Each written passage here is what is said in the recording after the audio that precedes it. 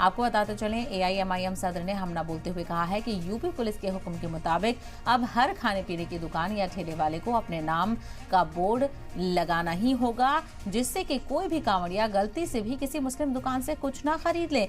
उन्होंने कहा कि इसे साउथ अफ्रीका में रंग भेद कहा जाता था और हिटलर के जर्मनी में इसे जुडेन बायकॉट भी कहा जाता था। तो यहाँ पर अब हिंदुस्तान में भी इस तरह की रिवायत देखने को मिल रही है और पूरा जो सेंटर है, एपिसेंटर है, वो है कांवड़ यात्रा, जिसकी शुरुआत 21 जुलाई से होने वाली है, जिसमें बड़े ही अकीदे एहतराम के साथ लोग कांवड़ लेकर निकलते हैं। लेकिन यूपी में जिस तरह का फरमान जारी हुआ है, ये काबिल जिक्र है और इसको लेकर रद्द-ए-अमल भी सामने आ रहे हैं। इसी को लेकर हमारे खास मेहमानों से भी चर्चा करेंगे कि क्या अगर मुसलमानों की दुकानों से यात्री जो हैं, कांवड़ ले जाने वाले जो यात्री हैं, वो सामान खरीदेंगे तो क्या उनकी यात्रा खराब हो जाएगी, क्या उनका धर्म भ्रष्ट हो जाएगा?